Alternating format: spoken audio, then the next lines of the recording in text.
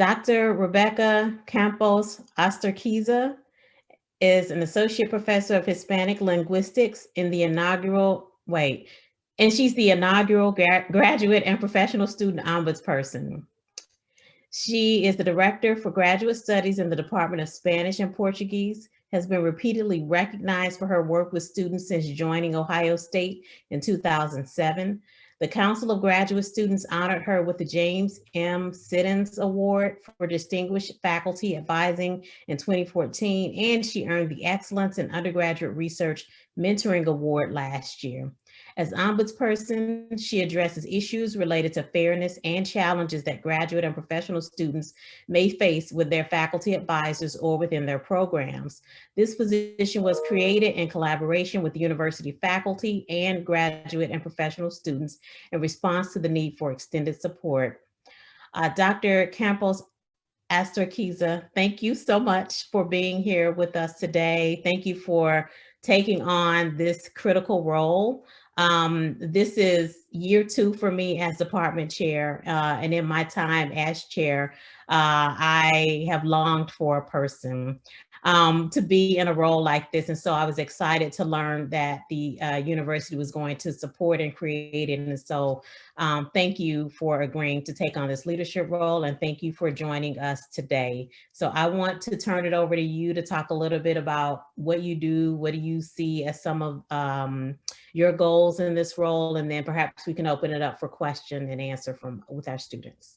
Yeah, thank you so much, Dr. Patton Davis, for that nice introduction. I have to say that this is the first meeting that I have attended where the person hosted me had something to say about me. They usually just throw me into the meeting and they asked me to start talking. So I really appreciate that nice introduction, so thank you so much. I also want to thank Ryan for inviting me to be here today and for helping me with the logistics. And I'm really happy to be here with everybody today. I'm also happy to meet the other staff people in the department who work with grad students, and to meet some of the grad students that are here today. And congrats to Dr. E for defending their dissertation today. That's most exciting. I'm glad that I'm here today, precisely today.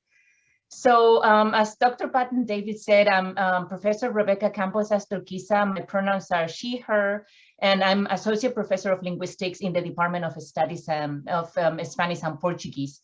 And I'm the inaugural graduate and professional ombudsperson, which means that this is a brand new position. And this is the first time that I'm having a role like this here at OSU or in other place. Some of you might know that we've had a faculty ombudsperson for 10 years.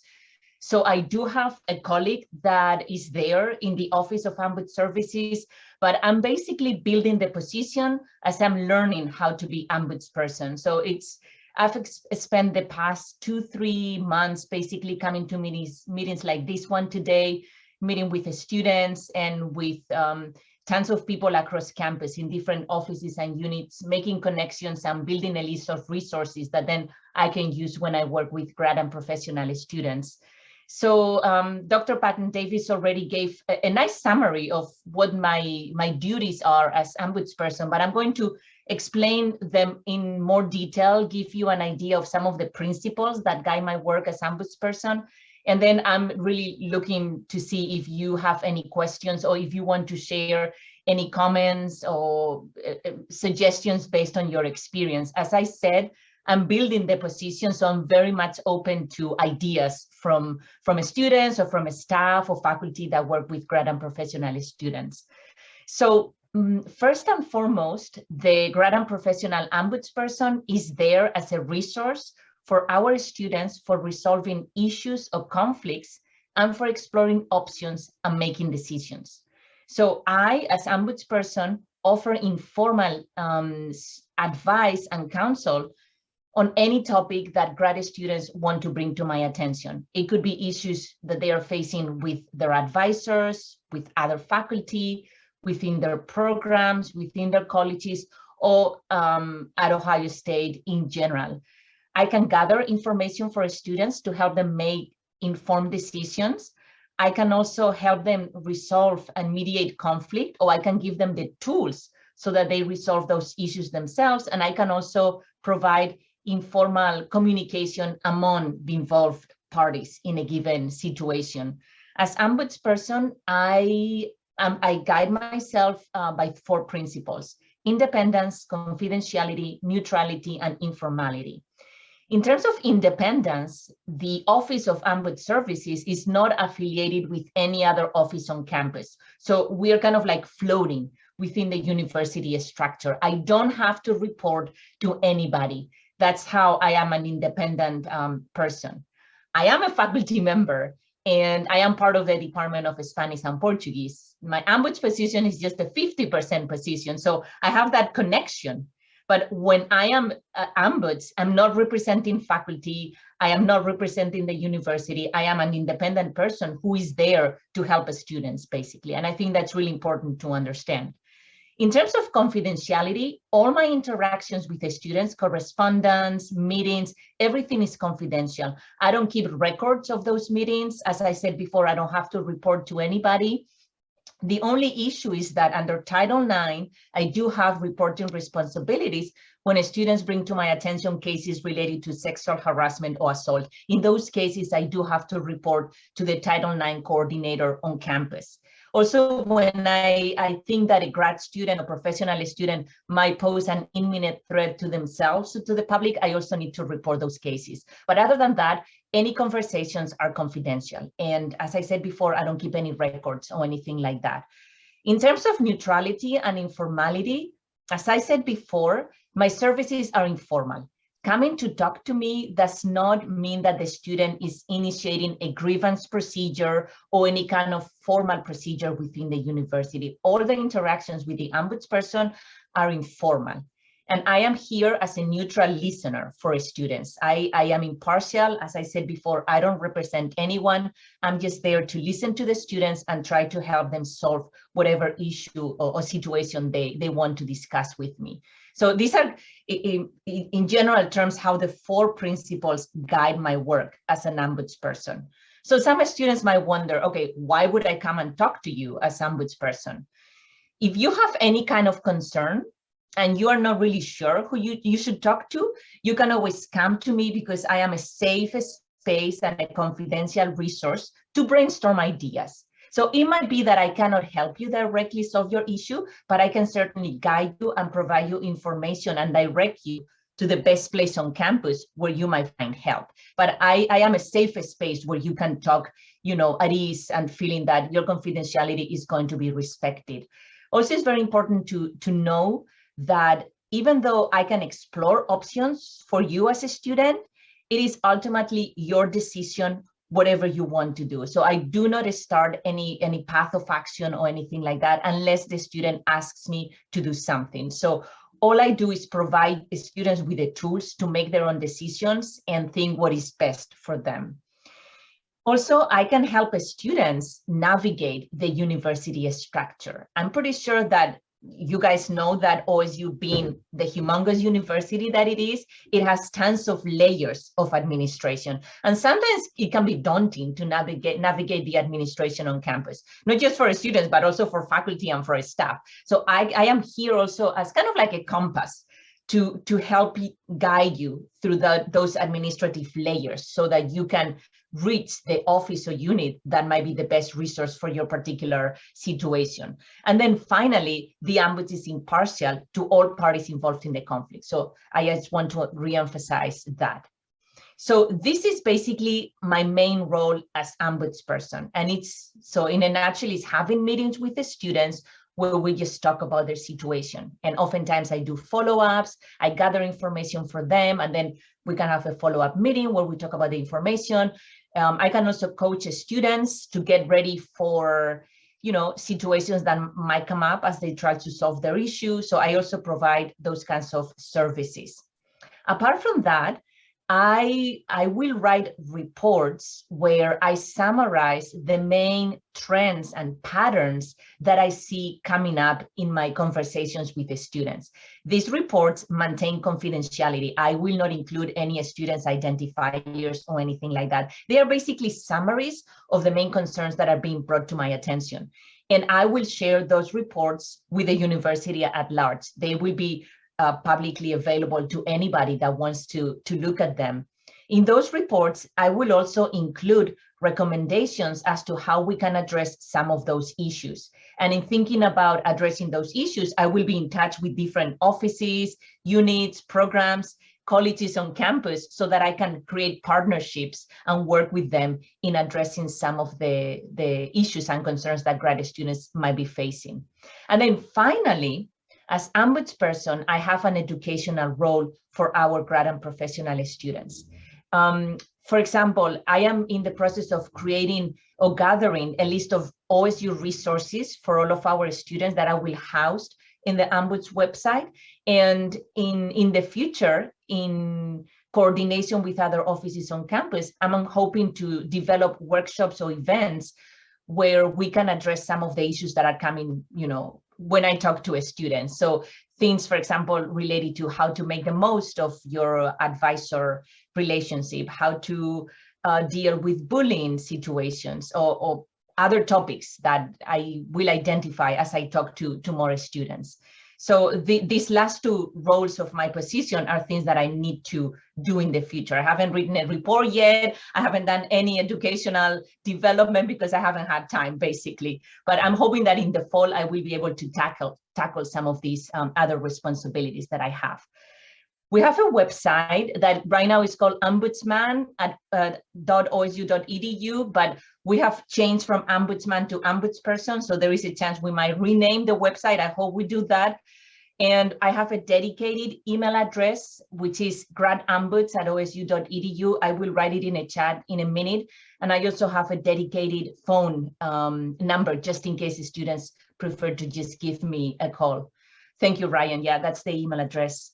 And the way it works is that students can send me an email just saying, I want to meet with you.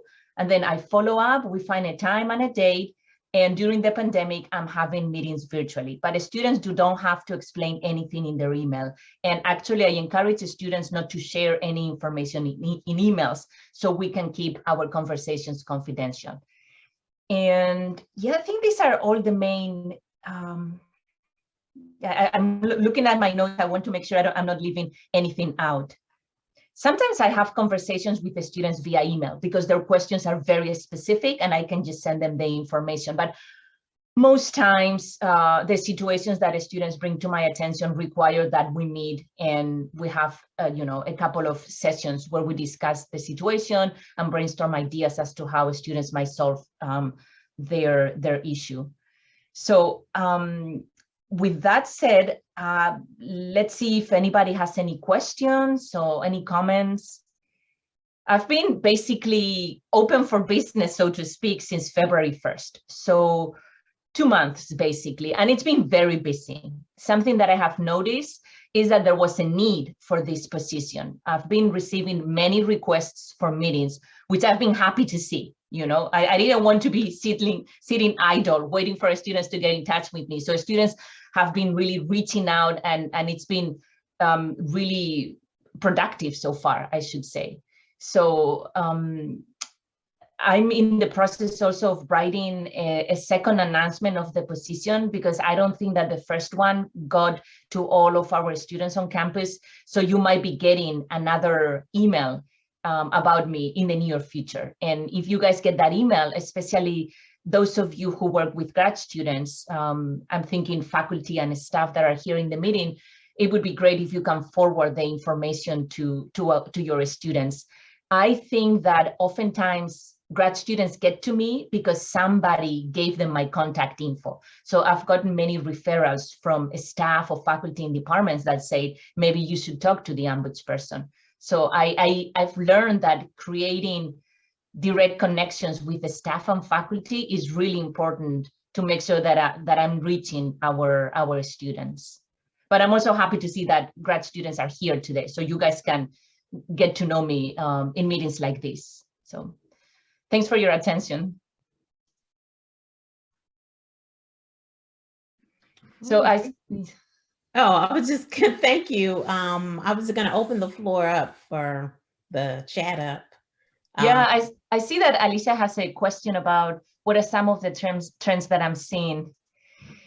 So It's been really diverse, to be frank. So many issues are at the unit level. So miscommunication or lack of communication with advisors is a topic that comes up all the time.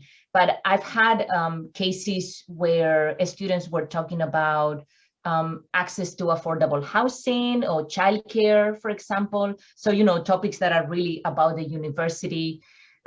Students have also had questions about access to funding or financial resources, especially for professional students.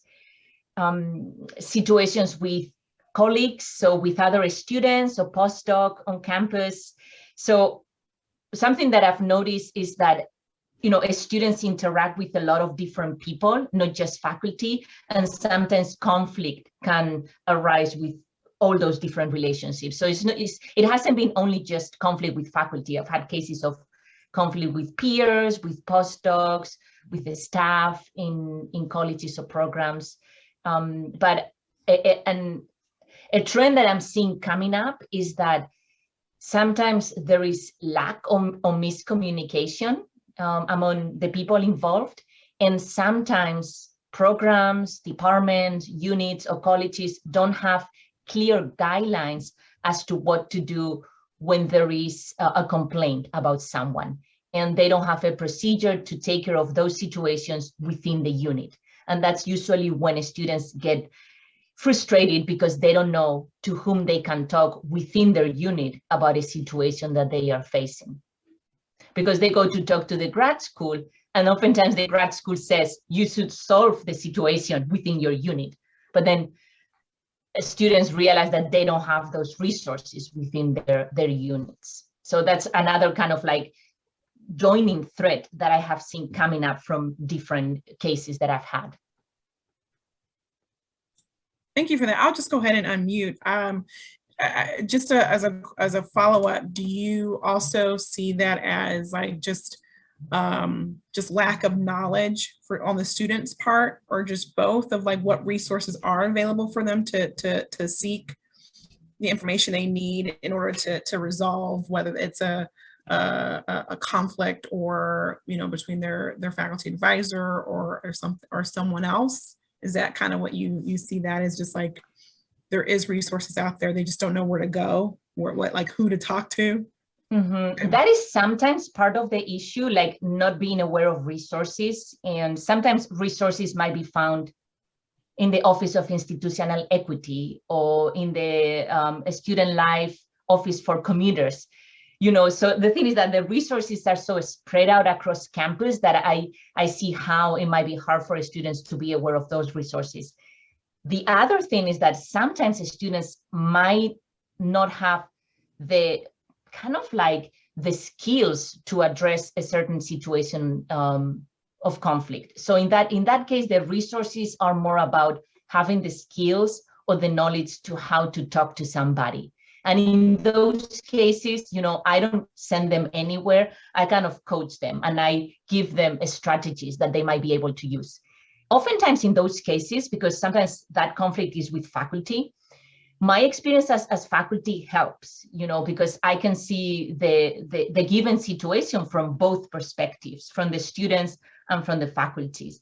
And sometimes grad students might not be aware of how faculty work. Of course, I cannot speak for all faculty, but I've been at OSU since 2007, and I have been part of committees across campus. I have interacted with colleagues in different positions, basically, not just in my department. And sometimes that really helps the students.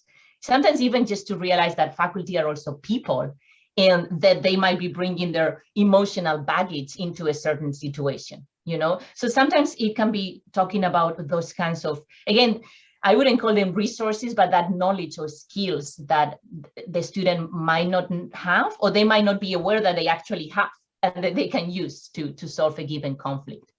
So that's another aspect that I work on with the students quite a bit. So how can you talk to somebody? What is the best strategy to address the issue directly with the person? And some other times is sending them out to look for resources on campus. Yeah. Awesome, thank you. Yeah, I think that students, this is my experience so far, they appreciate coming to talk to me because I'm independent, because they feel, okay, I can talk to Rebeka, nobody's going to know about this, she's neutral, she's not going to, it's not going to have an impact on my academic career or anything like that. So while some students might be able to get some of these resources in their department, they might not feel comfortable talking about a given situation with people in their department. And I noticed that that's a reason why some students come and talk to me also. With written communication, I know you indicated that you're neutral party, independent, and that information is held, confidentially. But how does that align with, I guess, the records requests at the university? Mm-hmm. So because I don't keep record, I cannot really provide any records. Okay. So that's the way Ombuds people do it.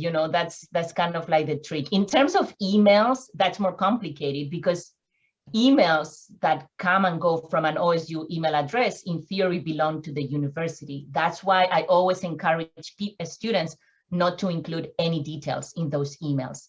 And when, for example, I do a follow-up with a student, I always tell them, we can either meet to talk about what I found out, or I can send you the info in an email, but you have to be aware that the email can potentially not be confidential, and then students can make the decision. In some cases, it's totally fine for them if I email back information that I have gathered for them. So that's a great question. So I take personal notes in pieces of paper, and then later on, when the case is archived, so to speak, I get rid of those notes, so I don't have any records of those conversations. Okay. I have to say that while I've already learned quite a bit about what it means to be an ombudsperson, I'm still learning. And we just had the International Ombuds Organization conference last week. I've been assigned a mentor that has been ombuds for many years. I'm doing training. So I'm still in the process of figuring out all these details. But I know that one way to address the confidentiality issue is that I don't keep records. So they cannot request any records because I don't have them.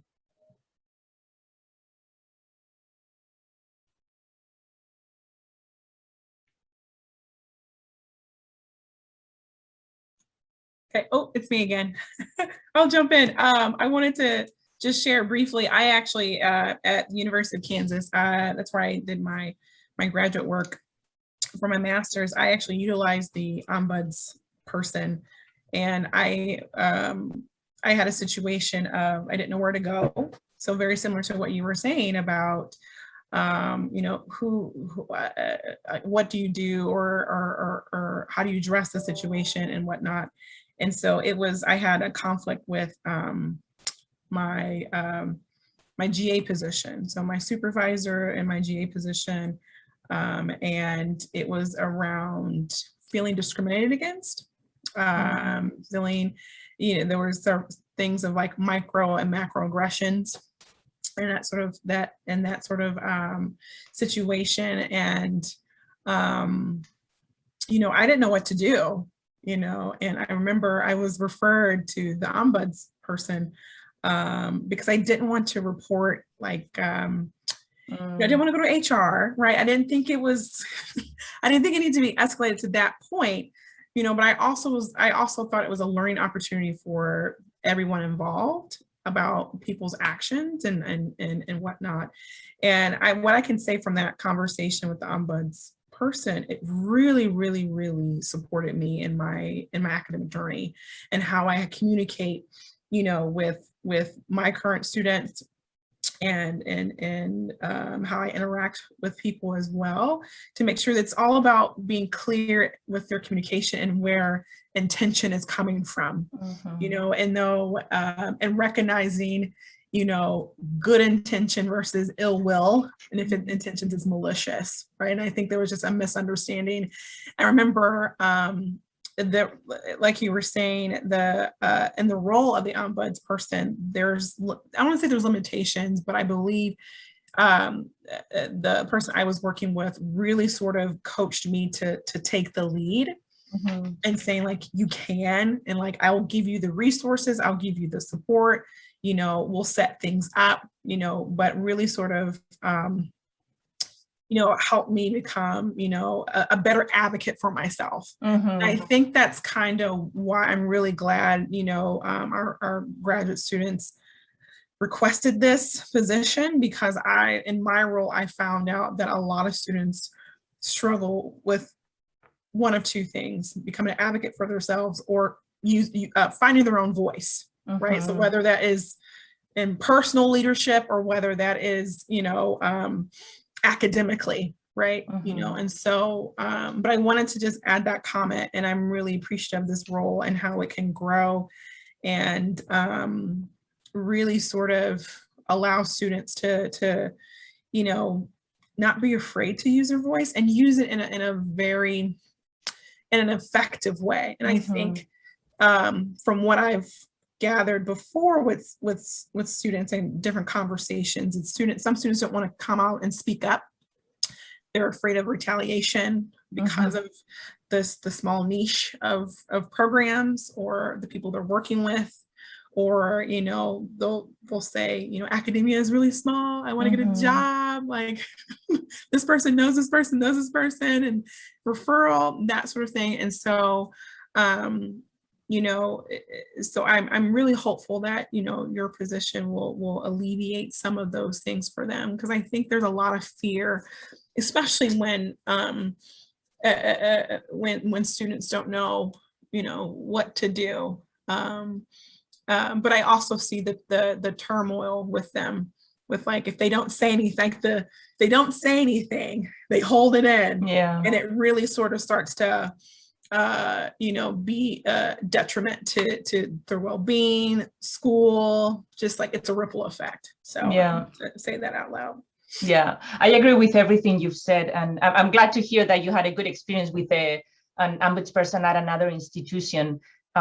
So I am very much about helping students finding their voice. I really like the way you talk about that, because sometimes the students don't even realize that they have options.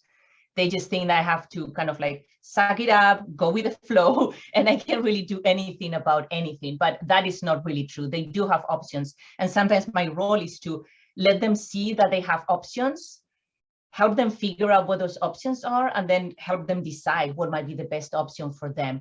And I have to say that in some cases, students come and talk to me. We have, you know, detailed discussions, and they can get it all out of their chests. And in the end, they say, you know, I'm going to forget about it. I don't want to do anything about this situation. That is also an option for some students, you know, not doing anything about it, just talking to me and then moving on. So that is also one of the options that they can consider. So I guess what I'm trying to say is that just because the students come and talk to me, it doesn't mean that they have to do anything about the issue. They might just want to talk to another person that knows about academia, that understands the dynamics on campus, and then just move on and continue with their studies. So that is also another way in which the students come and talk to me.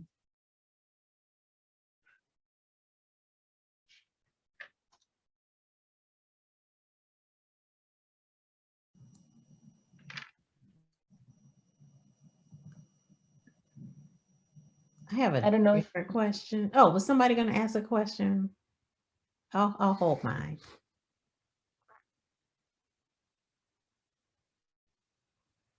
No?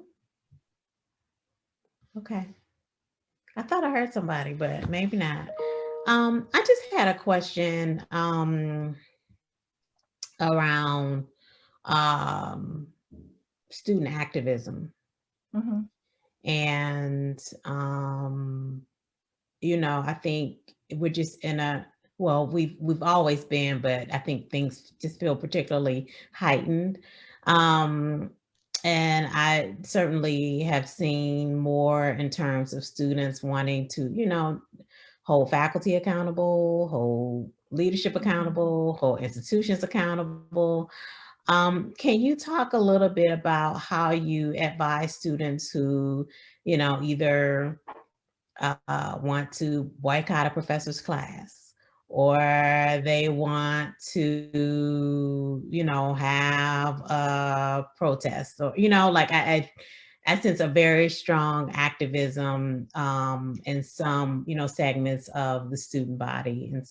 And some of that student body is in ed studies among our graduate students. And so I just wondered, what support does your role provide for students who, I guess, engage in more activist things? Yeah, so I guess in those cases, I would really talk with them about what it might mean to walk out of a class or to participate in a protest, to brainstorm about what some of the consequences could be, both positive and negative consequences. So give them all the tools so that they can make the decision for their own. But my role would be to really think about all the possible ramifications of those actions. In some cases, the students might want to come and talk to me about what they are planning to do, just so that I know. I have found also that some students just want me to know that this is going on, which I find really interesting, because, as ombudsperson, one of my roles is really to have a sense of what's going on campus.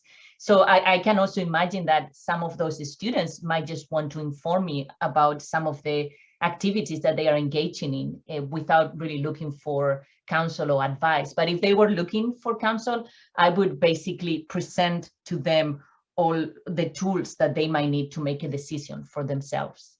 And, it can be from readings on this topic, student activism at other universities. It can also be connecting them to groups that might be out there on campus that they might want to talk to, and discuss their particular situation or whatever concern they want to, manifest their opinion on. So that's how I see that I could work with students in those cases. Something that I don't do, at least not yet, is talk to groups of students.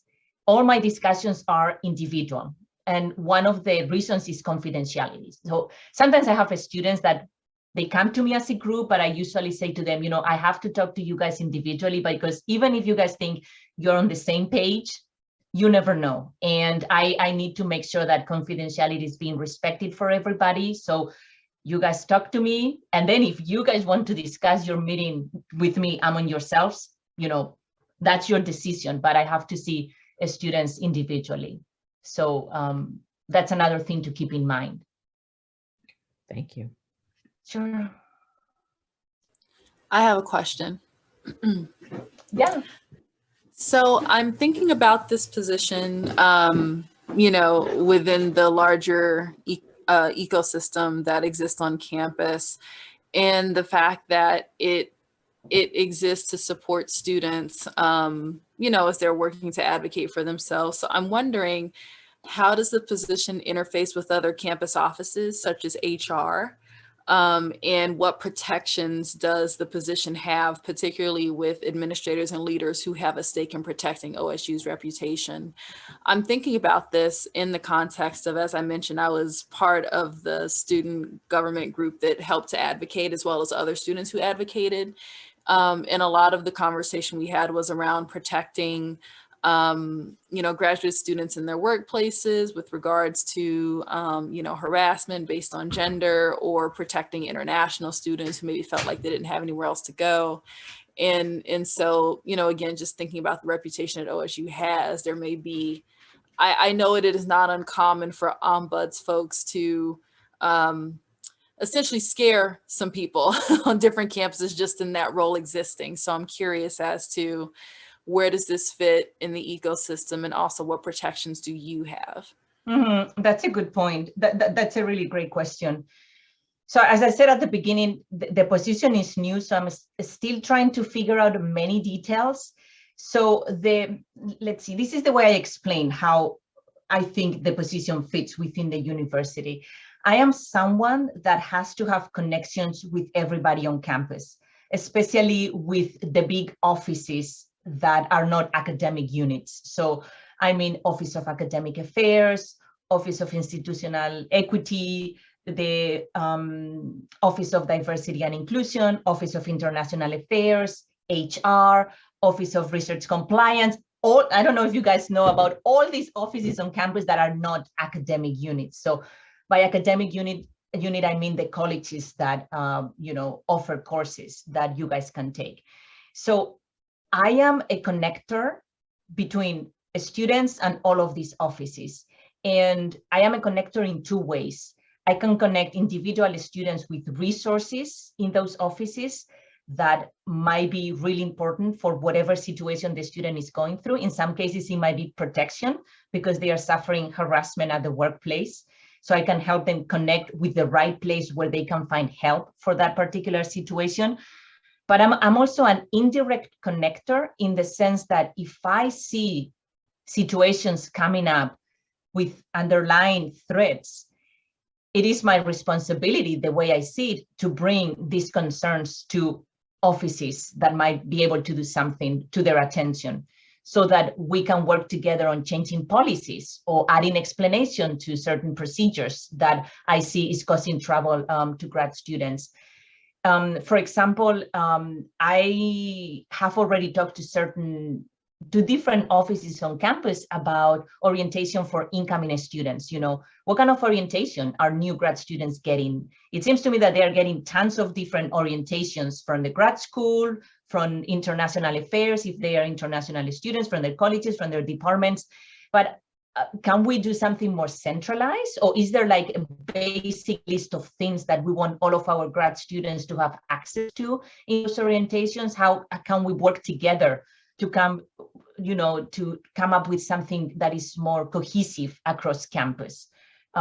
So for example, that is a way in which I see myself connecting students with offices in an indirect way. It's not that any student has come and said, the orientation was awful, what can you do about it? Is that I've seen this concern coming from different places, and I feel that this is something I could do.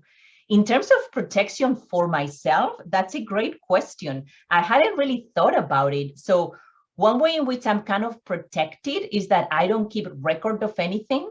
So as I was saying before to Dr. Patton-Davies, I cannot really provide records of my interactions with the students.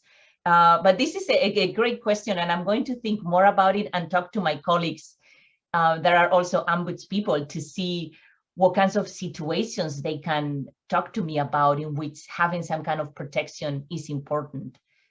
So that's a great question. Another issue that I am thinking about quite a bit is the fact that I am a faculty member and an ombudsperson. In some universities, the ombudsperson is 100% ombuds. They are not faculty. So are there challenges that come from my dual status? I know that there are advantages. I've already mentioned a couple of them, but I'm pretty sure there might be some challenges too. And I wonder if there might be some challenges related to protection that I might or might not get. I'm not really sure, but it's a great question. I don't know if I answer your question thoroughly enough, but I do feel that I have a partial answer basically at this point. Thank you so much. Yes, you did. Thank you. Mm-hmm. Now, do you recommend, so we're in the process of updating our pattern of administration and our graduate student handbook. Do you recommend us including information about you in there, or do you, okay. If you can, that would be great. Yeah. Okay. I think that this is something that I'm planning to do. I was thinking of doing it a little bit later, maybe more thinking about the fall, the next academic year, but I think it would be great if grad handbooks can include a reference to the ombudsperson as a resource that they have. Okay. So we are almost out of time. Are there other questions or comments? No. Okay. What would you say, Elisa? I'm just mouthing and said, thank you for coming. Oh. Yeah, thanks for being here. Really appreciate it. Yeah, my pleasure. It was great to meet everybody. Yeah, thank you so much for having me here. And I really like your questions and the conversation.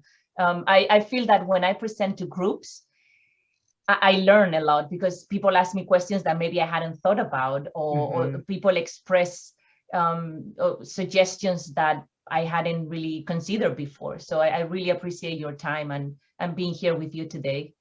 Thank you. We appreciate your time. You're actually the first guest speaker that we've had at the Chat with Cher. So thank you. Oh, I see. Okay. I also wanted to mention that I'm most impressed that you have this venue for grad students to talk to you. I think this is an excellent example for other departments. I'm not aware of other places where they have anything similar to this. So I think that this is a great initiative. Oh, thank you. Thank you. Okay, so I am going to conclude us, but thank you all for participating in our